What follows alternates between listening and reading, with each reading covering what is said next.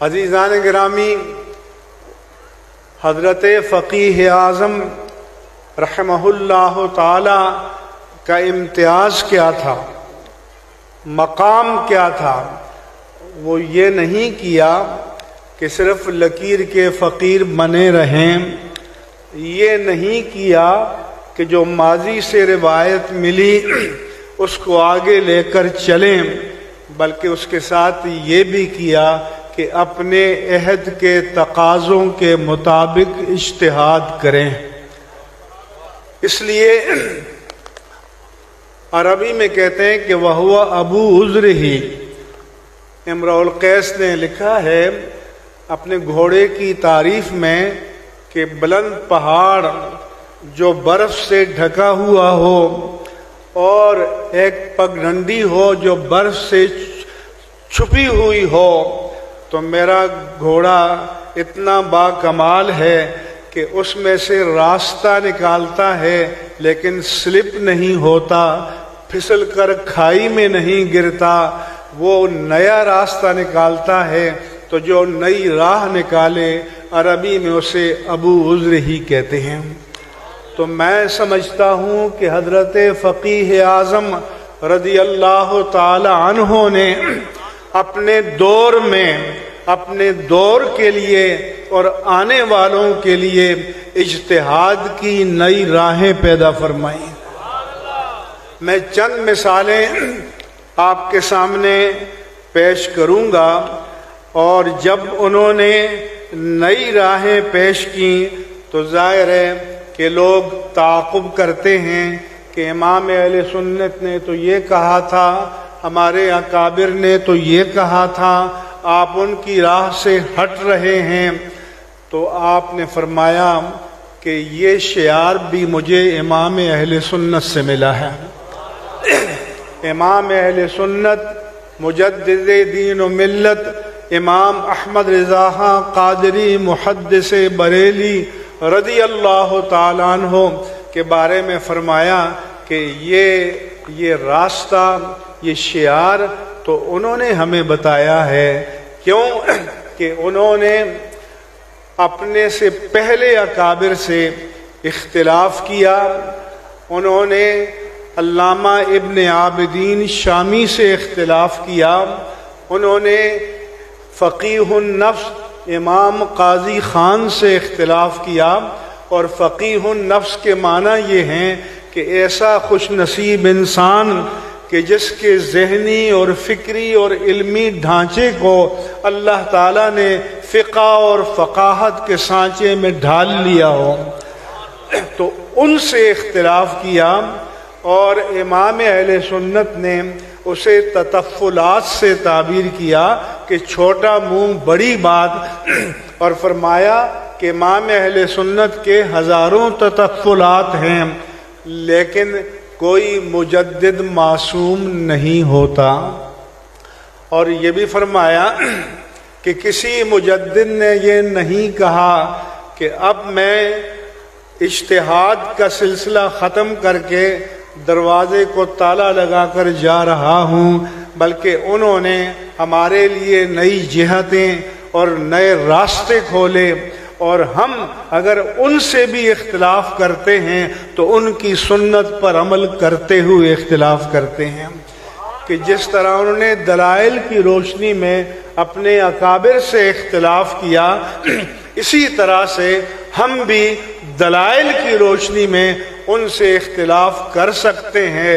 جس نے تولنا ہو تو جذباتیت سے نہ کھیلے، حساسیت سے نہ کھیلے، ترازو علم کا موجود ہے، دلائل کو دونوں پلڑوں میں رکھے، جس کے دلائل بھاری نکلے اس کو تسلیم کر لیا جائے۔ چنانچہ عزیزان گرامی، امام اہل سنت اپنے دور میں اس وقت کے تقاضوں کے مطابق تعلیم نسواں کے مخالف تھے، خواتین کو کتابت یعنی لکھنے کی تعلیم دینے کے، علم دینے کے مخالف تھے۔ تو حضرت فقیہ اعظم رضی اللہ عنہ نے فرمایا کہ شفا بنت عبداللہ بیان کرتی ہیں کہ میں موجود تھیں، ام المومنین حضرت حفصہ موجود تھیں، اللہ کے پیارے حبیب آئے اور فرمایا کہ الا تعلمین هذه رقیۃ النملۃ کما علمتیھا الکتابہ، اے شفا تم حفصہ کو چیونٹی کے کاٹنے کا دم کیوں نہیں سکھا دیتی جس طرح کہ تو نے ان کو لکھنا پڑھنا سکھایا ہے۔ تو اس سے معلوم ہوا کہ خواتین کو لکھنے کا اور لکھنے کی کتابت کی تعلیم دینے کا شعار عہد نبوت سے موجود تھا۔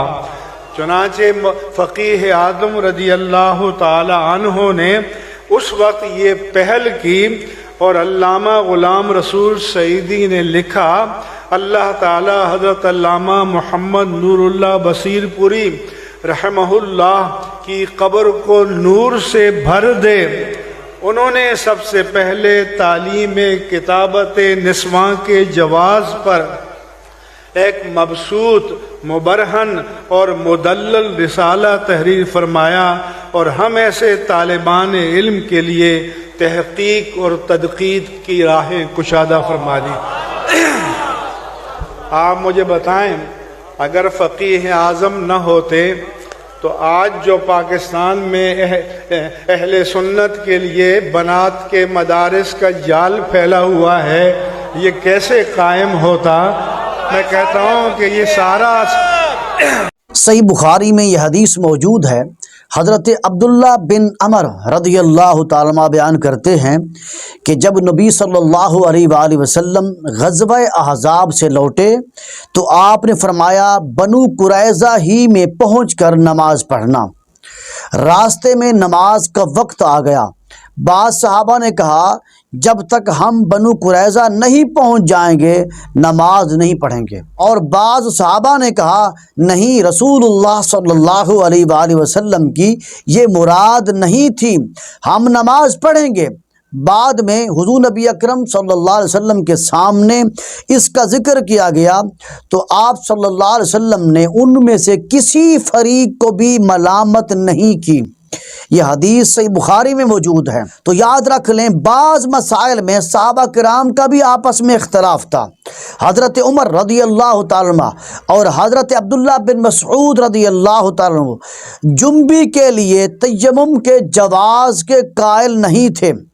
اور حضرت عمار بن یاسر اور حضرت ابو موسیٰ اشعری رضی اللہ عنہ